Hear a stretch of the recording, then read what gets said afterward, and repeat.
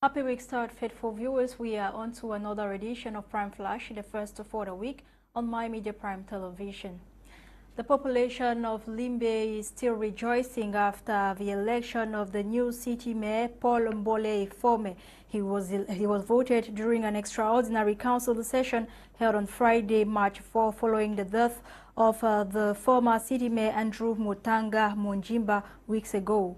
The graduate in political science from the University of Boya was invested by the Central Committee of the CPDM and elected by a majority of the great councillors of the urban community of Limbe. The election, which finally took place on March 4, was to take place on March 2, but was postponed by the divisional officer of FACO. Speaking after his election, this is what he had to say.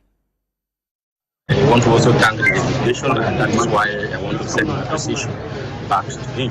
However, you know, like I was saying, Limbe is a town and we have to look forward to see what to do. The challenges, I know they are there, but I also know the opportunities are there to overcome the challenges. So I think for now that is correct. Poverty, and we also have to develop the community. So I think those are the few. Mr. City Mayor, I'm very good.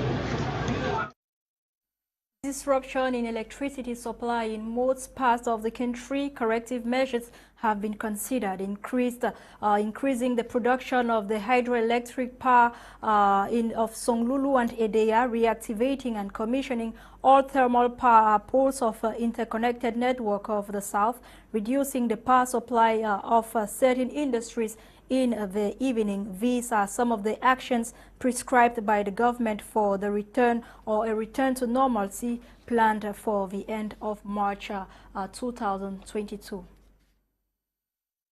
The lifeless bodies of two men have been reportedly retrieved from a well under construction in Bacham village, a locality in Bambutus division, west region of the country.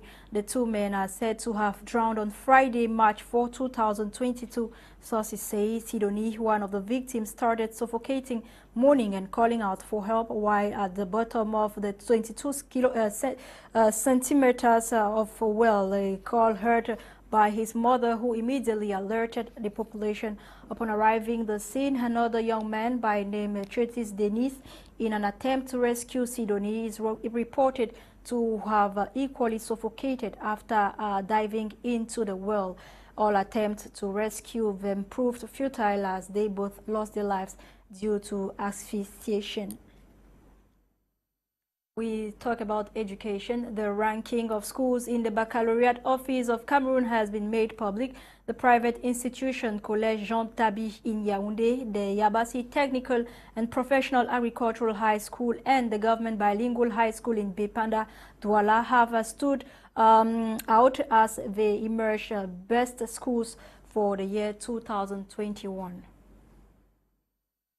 We now talk about health. The southwest region of Cameroon is presently topping with the highest number of infected persons with cholera. The Minister of Public Health, Dr. Manauda Malachi, made public the latest number of people affected by cholera in the country. In a tweet over the weekend, Dr. Manauda Malachi said the country has recorded 169 new cases of cholera from February 20 to 28, stating that the 169 new cases include 109 from the southwest region of the country, 59 in the littoral, and 1 in the south region of the country. Minister Manauda Malachi has, however, cautioned Cameroonians to stick to health measures as outlined by the Ministry of Health. Out of the country, the official death toll from COVID-19 has reached the 6 million mark on Sunday in South Africa. According to data from Johns Hopkins University, South Africa in particular has been hit hard, counting over 3.5 million infections and just over 99,500 deaths since the start of the outbreak. Meanwhile, official numbers suggest that South Africa has now administered over 31 million vaccine doses. Hundreds of people in Bangui, the capital of the Central African Republic, reportedly showed their support to Russia in her attack against Ukraine.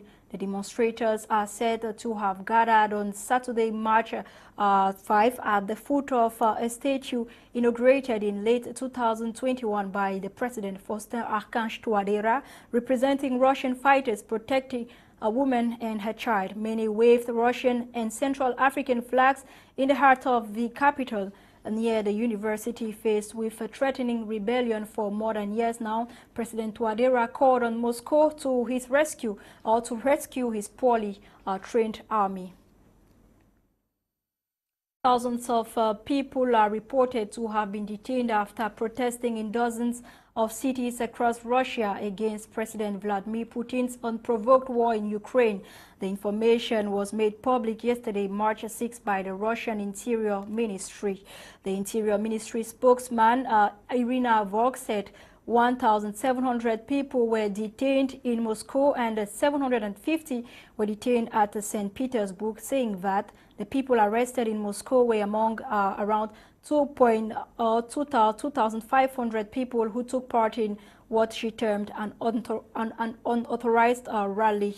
According to the Monitor OVD info, 4.5 or 4,888 people were detained during protests in 69 cities as of early on March 6.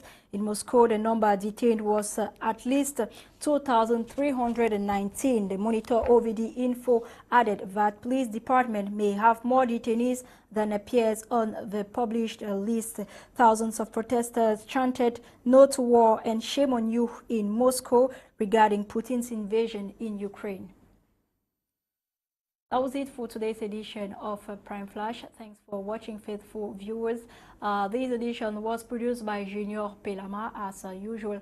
You have more details of these stories and more stories on our 6:30 p.m. Prime News with Fon Quinta or someone else. Coming up next is In the House with Eileen Sama, and her ladies. Have a nice time.